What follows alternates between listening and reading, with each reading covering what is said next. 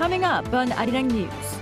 South Korea is set to break 118-year record for longest streak of tropical nights, with 27th night above 25 degrees Celsius on Friday. The South Korean economy is showing signs of recovery amid improving domestic demand and exports, though at a slower pace, says Finance Ministry. New Gaza ceasefire talks resume in Doha on Thursday as death toll surpasses 40,000. Violence continues, however, in Israel-occupied West Bank, where dozens of Israelis attacked local Palestinians, leaving one dead.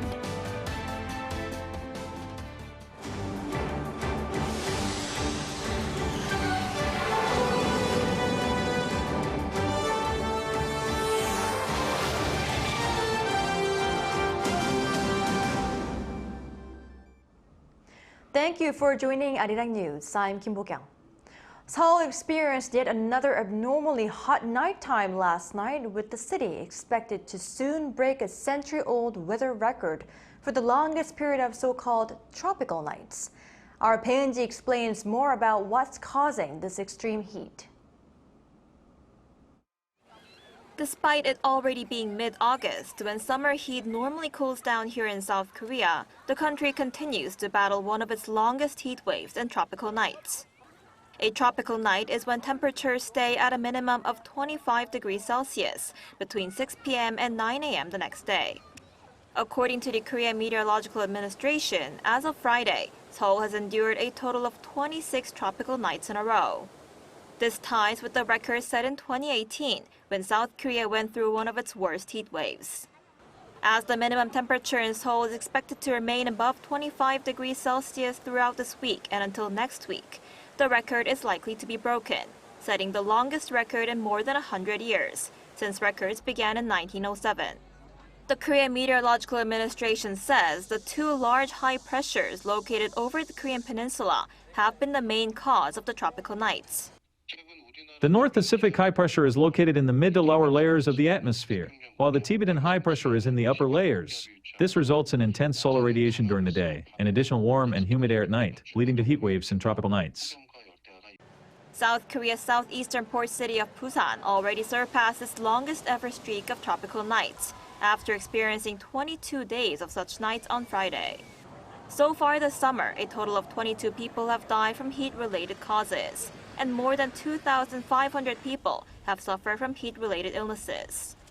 The country also recorded around 779,000 livestock deaths, as the extreme heat heavily affected farms, raising chickens and pigs. The intense heat wave also affected fish farming across the country, killing almost 1.2 million fish. Excessive heat can cause illnesses such as heat stroke, heat exhaustion, and heat rashes. So it's important to check for signs such as tiredness, dizziness, headaches, feeling sick, or skin becoming pale. The Korea Disease Control and Prevention Agency advised people to check on the elderly regularly, drink plenty of water, and refrain from outdoor activities during the day, while limiting caffeine and alcohol consumption. And because it's abnormally hot even at night, experts say it's important to drink lots of water after the sun goes down and take cold showers. Paeunji, Arirang News. In other news, demand at home here in Korea continues to show signs of recovery, but rather at a slower pace. Our Bunerion has the details. Seoul's finance ministry has maintained that the country's domestic demand is continuing its recovery momentum for the fourth month in a row. That's according to its latest Economic Green Book, a monthly assessment report released on Friday. However, there was a difference in the wording for this month's report, which described the recovery of domestic demand as gradual rather than simply showing signs of recovery like last month's report. The ministry's positive take on domestic demand was at odds with the outlook from the Korea Development Institute earlier this month, which lowered the country's economic growth forecast by a percentage point to 2.5%, citing weak domestic demand as a reason behind this decision. In June, retail sales, a key gauge of private spending and domestic demand, rose 1% compared to May. But when compared with the same month the year before, it was down by nearly 4%. Facility investment also saw an on-month gain but an on-year decline. The government said the reasons for its optimistic report were the nation's booming exports and an improvement in consumer sentiment. July saw export growth of 13.9% compared to the same month the year before on the back of a recovery in South Korea's tech industry. Outbound shipments of chips increased by 50% on year, while exports of wireless communication devices and computers jumped by 54% and 62% respectively. Exports performed well generally, with 11 out of the country's 15 key export sectors seeing a rise. With the semiconductor boom, South Korea's trade balance in June posted its largest surplus in nearly 7 years, with the goods account marking 15 months of continuous growth. Consumer sentiment in July also showed an improvement, with the Consumer Sentiment Index rising nearly 3 points compared to June. The CSI reached 103.6 points, which is the highest recorded since April 2020.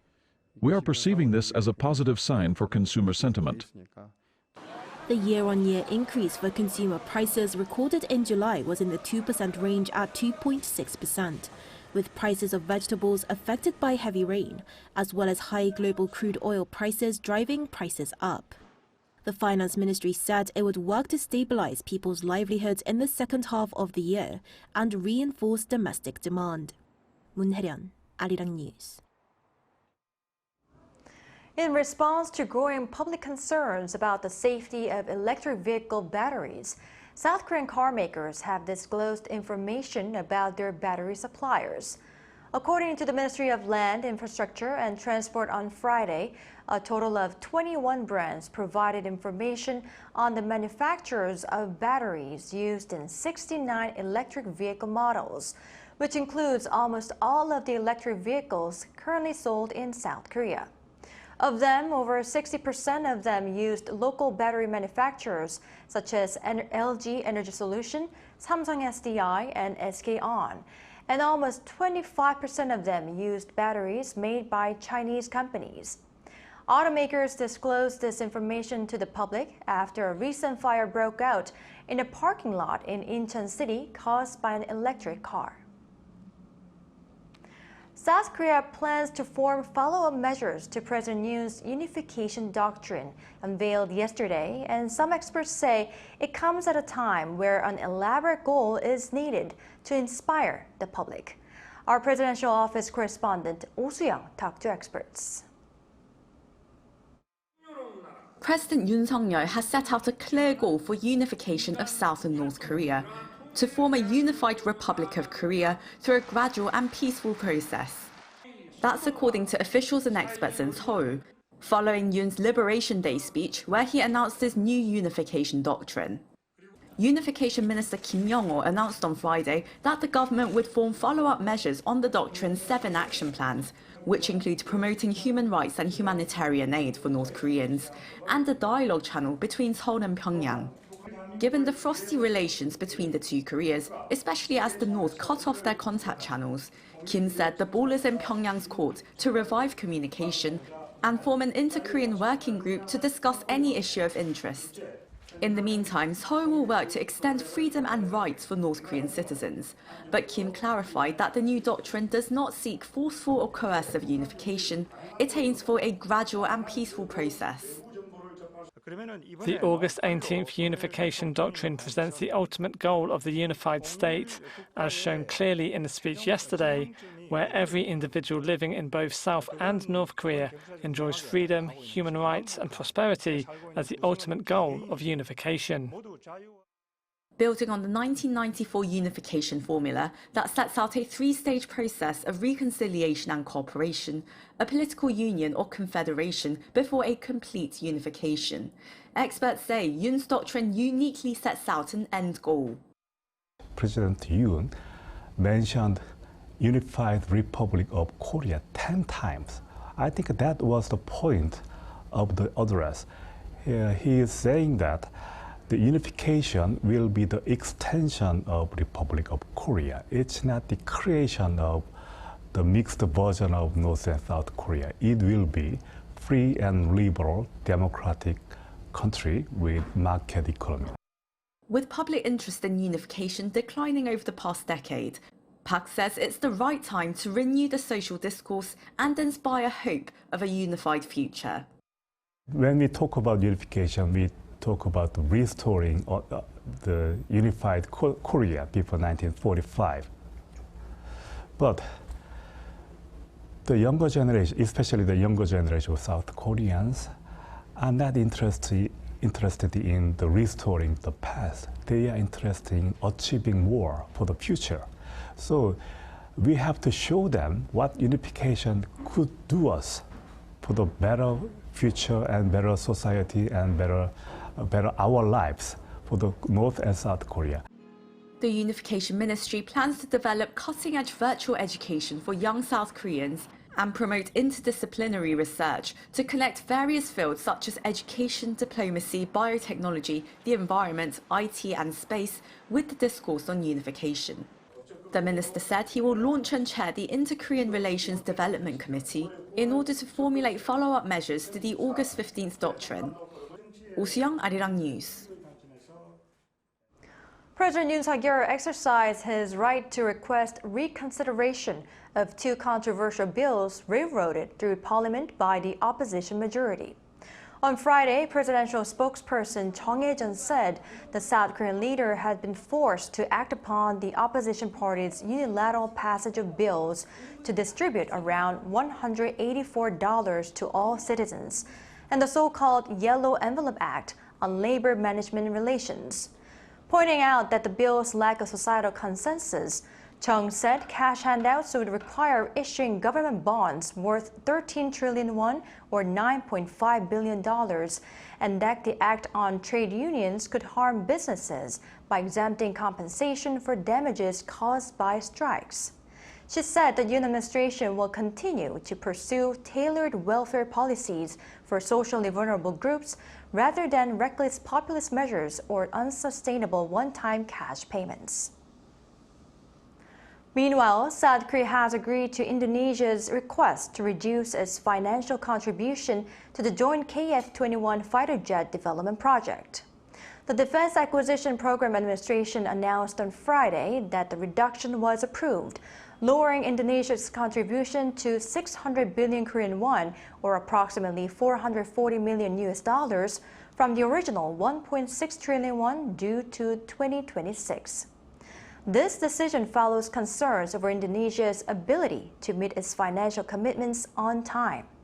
The resulting shortfall will be covered jointly by the Korean government and Korea Aerospace Industries. Additionally, the transfer of technology to Jakarta will be limited to the 600 billion won range.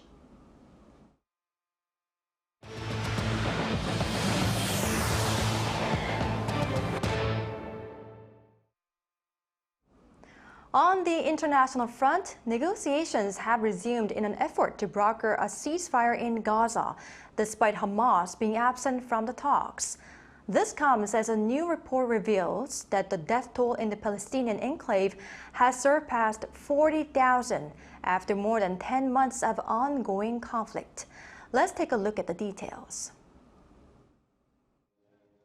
Amid growing concerns over the conflict in the Middle East escalating, mediators from the U.S., Qatar, and Egypt met with an Israeli delegation in Doha on Thursday afternoon to open a new round of negotiations to broker a ceasefire in the war in Gaza.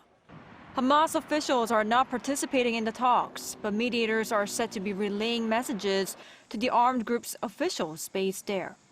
Regarding the talks, White House National Security Council spokesperson John Kirby said that while there was a promising start to the new round of talks, there remains a lot of work to do, adding that the remaining obstacles can be overcome. The renewed push for talks comes amid a report from the Palestinian enclave's health ministry on Thursday that Israel's military offensive in the Gaza Strip has killed at least 40,000 Palestinians since October 7th. This is an extremely large and shocking number. This is a disaster of this scale will threaten the health system at any time. Meanwhile, amid the ongoing ceasefire negotiations, dozens of Israeli settlers attacked the Palestinian village of Jit in the occupied West Bank, throwing rocks, shooting guns, and setting houses on fire. According to the Palestinian Health Ministry, a local villager in his early 20s was killed, and another person was critically injured. The Israeli military said police and army units arrested one Israeli and said it was examining reports about the death of the Palestinian. Regarding the incident, Israeli Prime Minister Benjamin Netanyahu issued a statement saying he viewed the attack with utmost severity and added those responsible for any offense would be apprehended and tried. The conflict between Israeli settlers and Palestinian locals has been continuing ever since Israel occupied the West Bank in 1967. Since the Gaza war started on October 7th last year, violence in the West Bank has surged. Following the WHO declaring mpox a public health emergency, Sweden confirmed its first case of the new strain of the viral infection. It's the first case of this new strain outside Africa. Cha Yoon-kyung has more. The first case of a contagious and dangerous variant of mpox, also known as monkeypox, has been confirmed in Sweden, raising alarm across Europe. The incidence of mpox has surged on the African continent following an outbreak in the Democratic Republic of Congo in September last year. Sweden's Minister of Health and Social Affairs confirmed the case of a more grave type of mpox known as clade 1. The Director General of the country's public health agency stated that the individual was infected while in a region of Africa. The case is the first case caused by clade 1 that has been diagnosed outside the African continent. The affected person has also been infected during a stay in an area in Africa where there is a large ongoing outbreak of mpox, clade 1. Mpox, an endemic disease in Central and West Africa, commonly presents with a blistering rash and is often accompanied by acute fever, headaches, and muscle pain. Clade 1, the more grave type of mpox, is known to be more contagious and dangerous than clade 2, which triggered a public health emergency in 2022. The World Health Organization has expressed concern about the potential for more mpox cases in Europe in the near future. The WHO previously declared mpox a global health emergency, a status that lasted until May 2023. It's clear that a coordinated international response is essential to stop these outbreaks and save lives. A public health emergency of international concern is the highest level of alarm under international health law. The organization has approved the emergency use listing process for mpox vaccines and developed a regional response plan, which requires $15 million in funding. Of this, $1.5 million has been released from the WHO Contingency Fund for Emergencies, though this amount falls short of what is needed to effectively combat the disease. Cha Yoon-kyung, Arirang News. Following news of mpox spreading outside of Africa, Danish biotech company Bavarian Nordic is seeking the European Union's approval for its mpox vaccine to be available to adolescents. Right now, the vaccine is only recommended for adults 18 years and older. The company said Friday local time that it had submitted data to the EU's drug regulator to extend the use of the mpox vaccine to those aged between 12 to 17 years. Should the European Medicines Agency give the green light, the company said the vaccine's marketing authorization could be extended to include teenagers during the fourth quarter. The firm is also preparing to extend its use further and is studying the vaccine's efficacy in young children aged 2 and over, with results due next year. Taiwan's east coast was hit by an earthquake of magnitude 6.3 on Friday morning, with no immediate reports of casualties. Taiwan's weather agency reported that the earthquake struck 34 kilometers off the eastern city of Hualien. It warned of potential 5.5 magnitude tremors in the coming days. In April, the area was hit by the biggest earthquake to affect Taiwan in 25 years. Shifting gears a bit to the culture front. More than 400 years ago, Korea saw an invasion from Japan known as the Imjin War. Key to stopping that invasion was Joseon's victory in a naval battle. Every year, a special event is taking place to honor this battle and the hero behind the victory. Our An Sung-jin headed south to learn more about the history of that battle. 1592. Japan's Hideyoshi regime invaded the Korean peninsula. It took just 20 days for Japan to capture the Joseon capital, Hanyang. But one battle changed the course of the war. That battle was won by Korea's greatest naval leader, Admiral Lee Sun-shin. The narrow waters below me is where Admiral Lee Sun-shin achieved his famous maritime victory using the islands and bays of Korea's southern coastline to his advantage. The Battle of Hansan Island was crucial in bringing back the momentum for Korea. And to honor this, every year the south coast city of Tongyang hosts the Hansan Battle Festival. This festival is not about eating, drinking and merely having fun. It inherits the spirit of Admiral Yi, which was about being loyal to the country, loving his people and being loyal to one's parents. This festival should be known beyond our country. This year is the 63rd festival. The 6-day festival covers as much of the city as it can, hosting events by the port, in the city and in other areas. And I really like Korean traditions, and I also wanted to learn more about the history. I knew about Lee Sun-shin general, but I did not know about this battle, so I also got to learn and to enjoy the tradition, so that's why I came. The highlight is a historical reenactment of the Battle of Hansan Island. 조선의 수군들이야, 죽기를 각오하면 반드시 살 것이오. 살기를 동하면 패전하여 반드시 죽을 것이다. Among the ships is the well-known Gobukseon, or turtle ship. A warship used by the Korean Navy, its name derives from its metal covering, which resembles a turtle shell. These ships, alongside Panokseon warships, were used in South Korea's strategic attacks to destroy the Japanese fleets. When the Japanese Navy arrived, Admiral Lee Sun-shin ordered the Korean Navy to spread its ships into a crane wing shape known as hagikjin. Despite Korea having fewer ships, it destroyed many Japanese ships and cut off Japan's supply of food and weapons. The Joseon Naval Headquarters that Admiral Yi commanded was first established on Hansan-do Island and later on moved to Tongyang.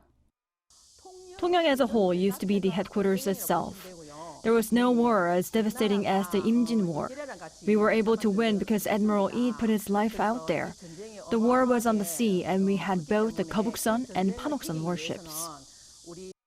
Saebyeonggan Hall, which is the main building and the only building remaining after the annexation by Japan, literally translates to Hall of Washing Weapons, which showed hope that the war would end soon and peace would prosper. The city of Tongyang is famous for its beautiful coastal surroundings. But what makes it really special is the culture and history, especially the great victory that became a foundation for Korea today. 안성진, 아리랑 뉴스 통영.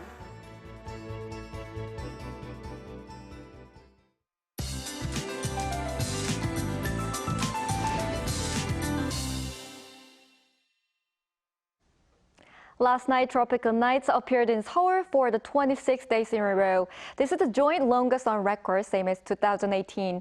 However, this year, the heat wave and tropical nights are expected to continue for the time being. So it is very likely to set a new record for the most consecutive days of tropical nights. Please take special care to stay healthy in this heat. Most areas have received rain today and it will continue tomorrow. In the Seoul metropolitan area and Jeollado provinces, rain will fall until dawn tomorrow.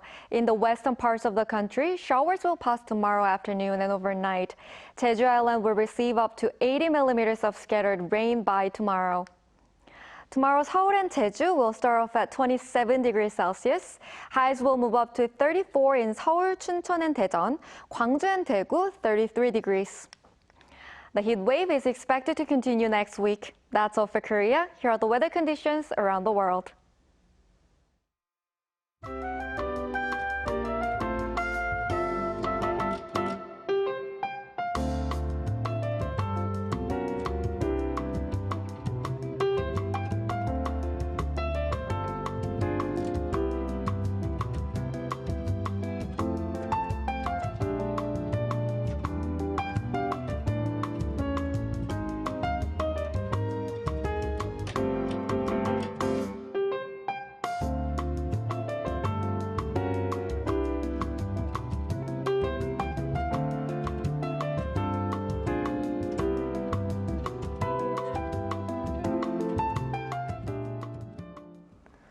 That's all we have for today. Thank you for watching. Arirang News will be back on Monday, 9 a.m. Korea time.